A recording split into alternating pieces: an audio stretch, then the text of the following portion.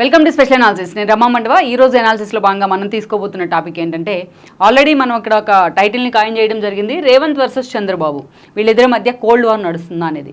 చాలామందికి ఈ టైటిల్ చూస్తే ఒక అనుమానం రావచ్చు. ఒకప్పుడు వీళ్ళిద్దరూ రాజకీయాల్లో ఒక గురు శిష్యులుగా పేరుంది. అయితే ఈ రోజును చూసినట్లయితే ఒకరు తెలంగాణకు సీఎంగా ఉన్నారు, ఆల్రెడీ ఆయన సీఎం అయ్యి కూడా 7 months పైగా కావస్తోంది. మరొకరు చూసినట్లయితే కొత్తగా ఏపీకి సీఎం అయ్యారు, కూటమి తరపున గెలిచి చంద్రబాబు నాయుడు. సో అలాంటి గురు శిష్యుల మధ్య అసలు కోల్డ్ వార్ అనే పదం ఎందుకు తెర మీదకి వస్తుంది?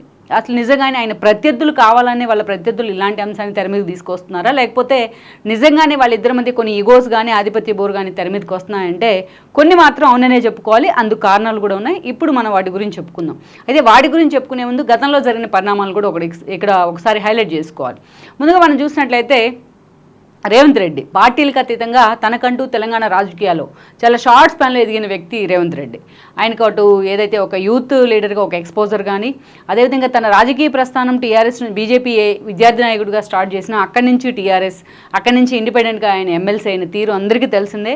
ఒక ఇండివిజువల్ ఇమేజ్ అంటే తను మాట్లాడే మాటలు కానీ, తన వదిలే ఒక పంచ్ డైలాగులు కానీ యూత్లో ఆయనకి చాలా షార్ట్ స్పాన్లో తెలంగాణ సమాజంలో ఒక ప్రత్యేకమైన గుర్తింపు తెచ్చుకోవడంలో రేవంత్ రెడ్డి సక్సెస్ అయ్యారు.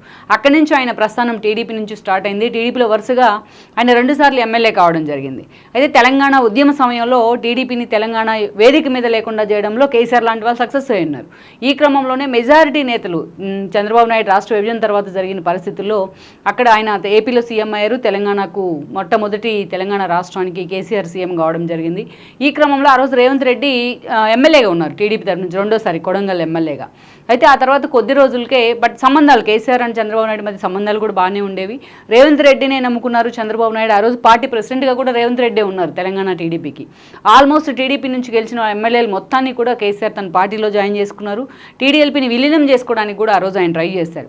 అయితే ఇలాంటి సమయంలోనే ఎమ్మెల్సీ ఎన్నికలు వచ్చాయి. ఎమ్మెల్సీ ఎన్నికల్లో కూడా తమకు బలం లేకపోయినా ఒక 5వ అభ్యర్థిని నిలబెట్టాలని కేటీఆర్ లాంటి వాళ్ళు చేసిన ప్రయత్నం కానీ, దాన్ని అడ్డుకునేందుకు ఆ ఎమ్మెల్సీని తన వైపు తిప్పుకోవాలనే ప్రయత్నం కానీ చంద్రబాబు నాయుడు అనుకో చేసిన ప్రయత్నం. ఈ క్రమంలోనే ఓటుకు నోటు ఇష్యూ వచ్చింది. వన్స్ ఓటుకు నోటు ఇష్యూ వచ్చిన తర్వాత రేవంత్ రెడ్డిని అరెస్ట్ చేయించే ప్రయత్నం కానీ, రేవంత్ రెడ్డి జైల్లో ఉన్న సమయంలో ఆయన ఫ్యామిలీకి, అటు జైల్లో ఉన్న రేవంత్ రెడ్డి కూడా చంద్రబాబు నాయుడు ఆయన ఫ్యామిలీ అండగా నిలబడుతూ వచ్చింది. వన్స్ రేవంత్ రెడ్డి జైలు నుంచి బయటకు వచ్చిన తర్వాత కూడా చంద్రబాబు నాయుడు అదే స్థాయిలో రేవంత్ రెడ్డికి ప్రయారిటీ ఇచ్చారు. అయితే అప్పుడు ప్రత్యేకంగా రాష్ట్రంలో ఉన్న సిచ్యువేషన్ కానీ, టీడీపీ తెలంగాణలో నానాటికి పూర్తిగా ఒక డైలమాలో డిఫెన్స్ మోడ్లో పడుతున్న ఒక సిచ్యువేషన్ కానీ, రేవంత్ రెడ్డి ఆ రోజు పార్టీని వీడక తప్పని పరిస్థితి ఏర్పడింది. ఆయన కాంగ్రెస్లో చేరారు. ఇమీడియట్గా ఆయనకు వర్కింగ్ ప్రెసిడెంట్ పదవి కూడా వచ్చింది. అయితే కొడంగల్ నుంచి ఓడిపోయారు ఆ రోజు జరిగిన ముందస్తు ఎన్నికల్లో 2018లో. కొడంగల్ నుంచి ఓడిన తర్వాత ఆయన మళ్ళీ రాహుల్ గాంధీతో ఉన్న ఒక అసోసియేషన్ కారణంగా ఆయన ఎంపీ టికెట్ కూడా తెచ్చుకున్నారు. మల్కాజ్గిరి నుంచి ఎంపీ కూడా అయ్యి ఉన్నారు. అంటే తను ప్రతీకారం తీర్చుకున్నారు అనుకోవాలి. అసెంబ్లీ ఎన్నికల్లో ఓటమికి తాను మల్కాజ్గిరి రూపంలో ప్రతీకారం అయితే తీర్చుకున్నారు. అంతవరకు అంతా బాగానే ఉంది. ఇక ఆ తర్వాత చూసినట్టయితే ఆయన వర్కింగ్ ప్రెసిడెంట్ నుంచి ఏకంగా పీసీసీ చీఫ్ అయ్యారు. ఈ రోజును చూసినట్లయితే ఆయన 5 ఏళ్ల పోరాటం, ఈరోజు తెలంగాణకు సీఎంగా ఉన్నారు ఆయన.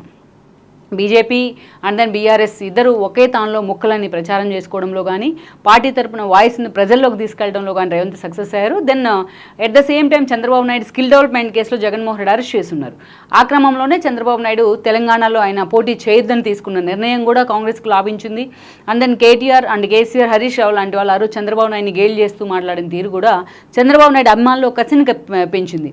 ఏదైతే తెలంగాణలో ఉన్న ఒక టీడీపీ బీసీ ఓట్ బ్యాంక్ కానీ, చంద్రబాబు నాయుడు అభిమానులు కానీ, ఆ పార్టీ అభిమానులు కానీ మొత్తం 2 కాంగ్రెస్ వైపు ర్యాలీ అయ్యారు.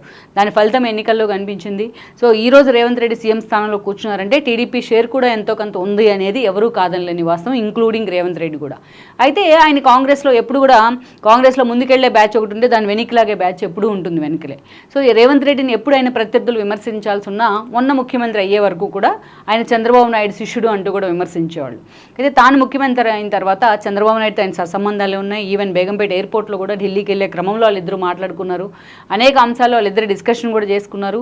దెన్ కేసీఆర్ అండ్ కేటీఆర్ లాంటి వాళ్ళు ఏపీ ఎన్నికల్లో జగనే మరోసారి సీఎం అవుతారని చెప్తున్నా. రేవంత్ రెడ్డి అండ్ టీం మాత్రం జగన్మోహన్ రెడ్డిని టార్గెట్ చేస్తూ వచ్చారు. ఈవెన్ రేవంత్ రెడ్డి షర్మిల తరపున ఏపీలో ఆయన మేనిఫెస్టో రిలీజ్కి కూడా పాల్గొన్నారు.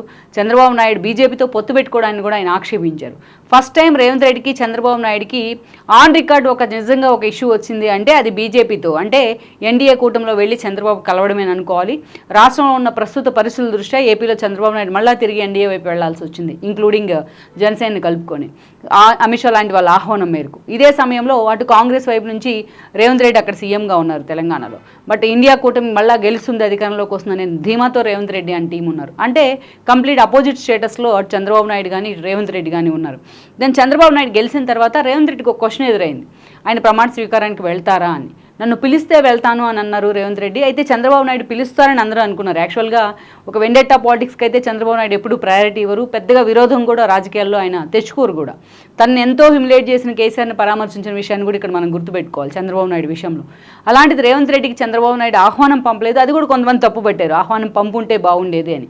కానీ ఇక్కడ చూసినట్లయితే చంద్రబాబు నాయుడు ఎన్డీఏలో చాలా కీలక భాగస్వామ్యం ప్లే చేశారు, అటు నితీష్ కుమార్ లాంటి వాళ్ళతో కలిసి.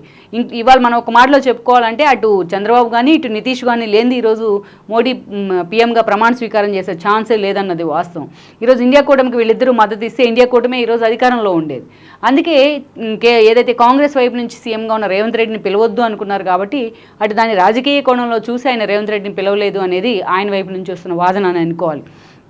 అయితే అప్పటి నుంచే చంద్రబాబు నాయుడు తను పిలుస్తారు, అపార్ట్ ఫ్రమ్ పార్టీస్ అన్నీ పక్కన పెట్టి తమకున్న ఒక రిలేషన్ ద్వారా చంద్రబాబు నాయుడు తన ఆహ్వానం వస్తుందని రేవంత్ రెడ్డి ఎక్స్పెక్ట్ చేసినా, బట్ ఆ రేవంత్ రెడ్డి మాత్రం ఆ ప్రమాణ స్వీకారానికి రాలేకపోయారు, ఎందుకంటే ఆహ్వానం లేకపోయిన కారణంగా. సో అప్పటి నుంచే ఒక ఇగోస్ వచ్చాయని ఒక చర్చ అయితే జరుగుతోంది. ఇక్కడ చూసినట్లయితే రెండు రాష్ట్రాల మధ్య ఆల్రెడీ 10 ఏళ్ళు ఉమ్మడి రాజధాని అంశం పూర్తయినప్పటికీ పంచుకోవాల్సిన ఆస్తులు ఉన్నాయి, అప్పులు ఉన్నాయి, అండ్ దెన్ విభజన హామీలు చాలానే ఉన్నాయి. అయినప్పటికీ కూడా ఈరోజు రెండు రాష్ట్రాల మధ్యకు ముందు సఖ్యతగా ఉంటామని రేవంత్ రెడ్డి వాళ్ళు చెప్తూ వస్తున్నారు. చంద్రబాబు నాయుడు లాంటి వాళ్ళు మెసేజ్ ఇచ్చే ప్రయత్నం చేస్తున్నా ఇక ముందు వీళ్ళిద్దరు సీఎంల మధ్య ఒక ఆధిపత్య పోరు వచ్చే అవకాశం ఉంటుంది. ఎందుకంటే రేవంత్ రెడ్డి ఇటీవల కూడా అన్నారు, చంద్రబాబు నాయుడు శిష్యుడు కదా మీరు, అంటే ఎవరికి గురువు ఎవరికి శిష్యుడు అని చెప్పేసి. సో అలాగా చంద్రబాబు నాయుడు పాయింట్ ఆఫ్ వ్యూలో చూడాలంటే రేవంత్ రెడ్డి తన శిష్యుడిగానే చూస్తారు ఆయన. But Revanth Reddy point of వ్యూలో చూడాలంటే చంద్రబాబు నాయుడు బీజేపీతో పొత్తులు పెట్టుకోవడానికి ఆయన ఆక్షేపణ కావచ్చు రేవంత్ రెడ్డికి. సో ఈ కారణాలతోనే వాళ్ళిద్దరి మధ్య కాంపిటేటివ్ స్పిరిట్ కూడా పెరిగే అవకాశం ఉంటుంది. పోటాపోటీగా ఇద్దరు నేను చంద్రబాబు నాయుడుతో సమానంగా పనిచేయాలంటే రోజుకు 18 గంటలు పనిచేయాలంటూ కూడా రేవంత్ రెడ్డి మాట్లాడుతున్న తీరు మనం చూసాం. సో ఇది కోల్డ్ వారు అంటే చాలామంది అది రాజకీయంగా కోల్డ్ వార్ అనే దాన్ని పక్కన పెట్టాలి. ఎందుకంటే తెలంగాణలో పార్టీని మళ్ళీ రీవాంప్ చేసేందుకు కూడా చంద్రబాబు నాయుడు ప్రయత్నం చేస్తున్నారు. ఇది నిజంగా తెలంగాణలో అధికారంలో ఉన్న పార్టీలతో పాటు ప్రతిపక్షంలో ఉన్న పార్టీలకు కూడా ఒక డైలమాలో పడేసే అంశం. ఎందుకంటే స్టిల్ టీడీపీ క్యాడర్ ఇంకా ఉంది తెలంగాణలో, అది కూడా ఒక రేవంత్ రెడ్డి లాంటి టీంని కొంచెం ఆలోచనలో పడేసే అంశమే. అందుకే ఇది నథింగ్ బట్ కోల్డ్ వార్ లాగానే చూడాలి మనం, రాజకీయంగా పొలిటికల్ కోల్డ్ వార్ అనొచ్చు. అండ్ దెన్ ఇద్దరు చూస్తే అటు పాలనా పరంగా పోటీ పడినా ఇద్దరి మధ్య కోల్డ్ వార్ నడిచే అవకాశం ఉంటుంది. రేవంత్ రెడ్డి తరహాలో, కేసీఆర్ తరహాలోనో, చంద్రబాబు నాయుడు తరహాలోనో ఒకరిపై ఒకరు విమర్శలు చేసుకోకపోయినా బట్ రెండు రాష్ట్రాలు పక్కపక్కనే ఉన్నాయి కాబట్టి కాంపిటేటివ్ స్పిరిట్ ఎక్కువగా ఉంటుంది. సో కనిపించని ఒక ఆధిపత్య పోరైతే ఉండే అవకాశం ఉంది. అయితే మెజారిటీ విశ్లేషకులు చెప్పేది ఏంటంటే వీళ్ళిద్దరి మధ్య కోల్డ్ వార్ నడిచినా అది రెండు రాష్ట్రాల ప్రయోజనాలకే పనికొస్తుందని చాలామంది చెప్తున్నమాట. మరి తనని ఏదైతే ఆయన ఎన్డీఏలో కూటమిలో ఉన్న కారణంగా తనని సీఎం ప్రమాణ స్వీకారానికి పిలవకపోవడాన్ని రేవంత్ రెడ్డి ఎలా తీసుకుంటారు? మరి పక్కనే ఇదే సమయంలో చూసినట్టయితే గతంలో జగన్ని ఎలాగైతే రేవంత్ రెడ్డి తనకు విషెస్ కూడా చెప్పలేదు అంటూ విమర్శించారో, ఇక ముందు ఇష్యూల్లో కూడా చంద్రబాబు నాయుడు అలాగే రాష్ట్రాలకు సంబంధించిన ఇష్యూల్లో టార్గెట్ చేసే అవకాశం ఉందా, లేకపోతే ఆయన ఎన్డీఏని రిప్రజెంట్ చేస్తున్నారు కాబట్టి అలా టార్గెట్ చేసే అవకాశం ఉందా అన్నది మనం చూడాలి. ఓవరాల్గా అయితే ఈ గురు శిష్యుల మధ్య ఇక ముందు కూడా ఇష్యూస్ పరంగా రెండు స్టేట్స్ మధ్య కాంపిటీషన్ పరంగా ఒక కోల్డ్ వార్ నడిచే అవకాశం అయితే తప్పకుండా ఉండే అవకాశం ఉంటుంది. బట్ ఆ కోల్డ్ వార్ మాత్రం పాజిటివ్ సెన్స్లో ఉంటే బాగుంటుంది అనేది ఈరోజు ఒక విశ్లేషకులు, రెండు రాష్ట్రాలకు సంబంధించి విశ్లేషకులు అంచనా వేస్తున్నారు. మరి ఒకప్పుడు గురు శిష్యులు అనిపించుకున్న వీళ్ళిద్దరూ ఇప్పుడు పక్క రాష్ట్రాలకి సీఎంగా ఉండడం అనేది నిజంగానే ఒక వింత అనుకోవాలి. లెట్స్ సీ మరి వీళ్ళిద్దరి మధ్య రిలేషన్స్ ఇక ముందు ఏ మలుపు తిరుగుతాయన్నది మనం చూడాల్సి ఉంది. ఈ వీడియో మీకు నచ్చినట్లయితే please share, like and subscribe R24 Telugu.